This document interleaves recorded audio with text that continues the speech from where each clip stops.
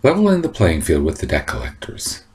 Brought to you by YourLegalLegUp.com, your advantage if you're being sued by debt collectors. If you've done any work on a debt case, or if you've read or seen any of the articles or videos I've put out, then you know that one of the main reasons debt law cases are such a good opportunity for defendants to represent themselves is that they are document intensive. Debt cases don't depend on brilliant cross-examination. They don't depend on surprise witnesses or scintillating arguments. No.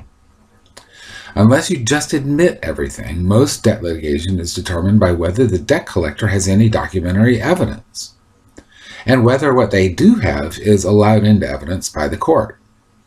In other words, the fight is largely procedural. This makes it ideal for pro se parties. You can learn a relatively few things about the law and make a relatively few arguments without being burdened by all the law lawyers have to study and without having to learn a million things. Then, in many cases, you can file a motion to ask the court to kick the case out. Or you can walk into trial knowing that the fight will be about what the debt collector has for proof, rather than whether you ever borrowed money or had financial difficulties. And this makes the case much simpler and less embarrassing. That's just the nature of the beast. Much of what you will be doing in debt defense is a battle of paperwork. Of course, there are different kinds of paperwork. Not all of it is easy, but you knew that. If you file a counterclaim, you can expect a motion to dismiss, for example. You may even want to file a motion to dismiss yourself. You will need to conduct discovery in which you ask for certain information and documents, and you do that with written documents. They will object to almost everything you ask, and that will mean the need to talk a little on the phone, followed up with a confirming letter or an argument, and often a motion to compel. And there will be other motions and other paperwork along the way, of course. And in all these motions, the debt collector has a big advantage over most people. It's written them all before, many times. You'll know how this works if you've done any discovery or filed a counterclaim yourself. If you've done either of those things, you were probably impressed by how random and pointless many of the ways the debt collector responded to you. You asked for a contract, and they objected that it was unduly burdensome, oppressive, seeks attorney-client communications and attorney work product, and other nonsense like that.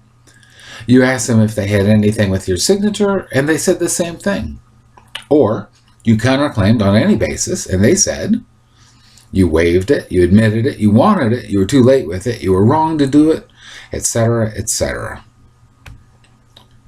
You file a motion, you get a response the debt collector has filed with minor adjustments 12 or 100, possibly 1,000 times. They file a motion, it's one they've filed many times before. You get the point, right? But do you really get the point? Underlying all those documents is one big fact. You're slaving away to try to figure out the law, the facts, the proper wording, when to file it, and all the rest. And they're clicking a button and printing it off. You're spending hours, they're spending minutes. And believe me, they know that very, very well. Of course, even at that ratio, you might be making progress in your defense. That's because every time a lawyer spends a minute on a case, he hopes to get paid for it. And while debt collectors always expect to win their cases, they don't necessarily expect to get paid everything they win. After all, they know that most of the people they're suing don't have much money and do have a lot of debt. So every time you make them spend anything, you worry them a little. I'm not talking about ripping their hair out or losing sleep kind of worry, of course. At the most important levels, your suit is just another day at work for them. But institutionally, the only thing they do care about is being profitable. If you do things to affect that, you'll make an impact on them. But these documents and the time you spend on them are not just another day's work for you. There's a lot riding on your case for you. It can make a big difference in your life. You know that. So not only are you working hard on every document you write, you're worrying about it too. And in some ways, that's even more exhausting. That's why one of the first things we created when we created our membership was our document bank. Our document bank is a collection of documents that have been used in real cases. Almost all of them were created by lawyers, and most were used in debt cases. successfully. If you are representing yourself in a debt case and have a need to create a document, your first move should be to find a sample or two of the thing you're trying to write. Read it and see how it is constructed. Think about what it says and whether it's close to what you want. Then research the law of your own jurisdiction. Think about the important ways the facts of your case are different from the facts involved in your sample. Then make appropriate changes so that you're applying your state's laws to the facts of your case.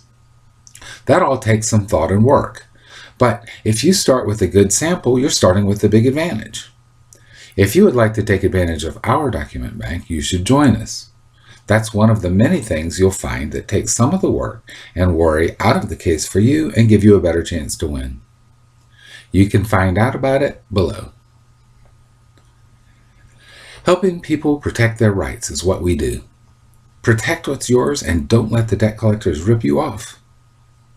Take action to protect yourself from the debt collectors and help others do the same. Please like this video, share it with anybody you think could use it, subscribe, and comment, as all these things help other people find our materials.